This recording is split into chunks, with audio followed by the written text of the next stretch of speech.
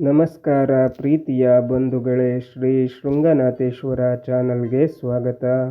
ಭಗವದ್ಗೀತೆ ಅಧ್ಯಾಯ 2 ಸಾಂಖ್ಯಯೋಗ ಶ್ಲೋಕ 50.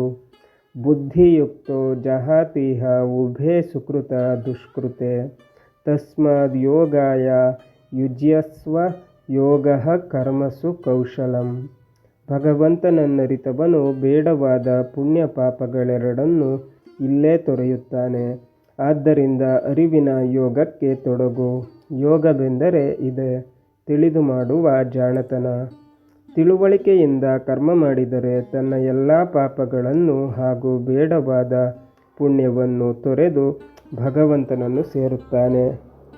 ಇಲ್ಲಿ ಬೇಡವಾದ ಪುಣ್ಯ ಅಂದರೆ ಉದಾಹರಣೆಗೆ ಒಬ್ಬ ಮಹಾತ್ಮ ತನ್ನ ಜ್ಞಾನ ಕರ್ಮಗಳಿಂದ ಮೋಕ್ಷವನ್ನು ಪಡೆಯುತ್ತಾನೆ.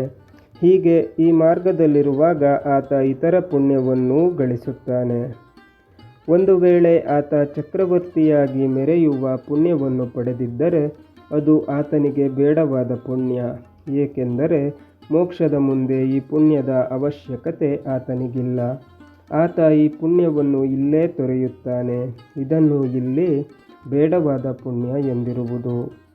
ಯಾರು ಹೀಗೆ ಭಗವತ್ ಪ್ರಜ್ಞೆಯಲ್ಲಿ ಬದುಕುತ್ತಾರೋ ಅವರು ಮಾಡಿದ ಕರ್ಮ ಅವರ ಪಾಪ ಪುಣ್ಯದ ಬಂಧನಕ್ಕೆ ಕಾರಣವಾಗುವುದಿಲ್ಲ. ಆದ್ದರಿಂದ ಜ್ಞಾನಯೋಗದಲ್ಲಿ ನಿಂತು ಆ ಅರಿವಿನಿಂದ ಕರ್ಮವನ್ನು ಮಾಡುವುದು ಜಾಣತನ. ಶ್ಲೋಕ 51.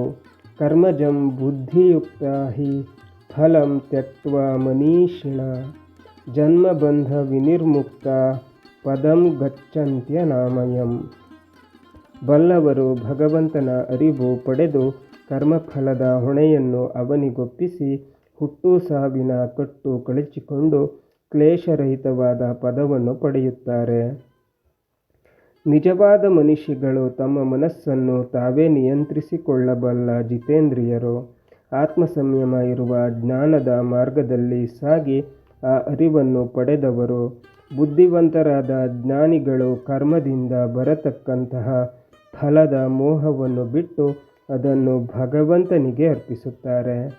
ಹೀಗೆ ಯಾರು ಕರ್ಮಫಲವನ್ನು ಭಗವಂತನಿಗೆ ಅರ್ಪಣಾ ಬುದ್ಧಿಯಿಂದ ತ್ಯಾಗ ಮಾಡಿ ನಿರ್ವಂಚನೆಯಿಂದ ಕರ್ಮ ಮಾಡುತ್ತಾರೆ, ಅವರು ಕರ್ಮ ಮಾಡಿದರೂ ಕರ್ಮ ಬಂಧನಕ್ಕೊಳಪಡದೆ ಎಲ್ಲ ಬಂಧನವನ್ನು ಕಳಚಿಕೊಂಡು ದೋಷರಹಿತವಾದ ಮೋಕ್ಷವನ್ನು ಪಡೆಯುತ್ತಾರೆ. ಆದ್ದರಿಂದ ಕರ್ತವ್ಯ ಕರ್ಮವನ್ನು ಭಗವಂತನ ಆರಾಧನೆ ಎಂದು ಮಾಡಿ ಮೋಕ್ಷ ಪಡೆಯಬೇಕು.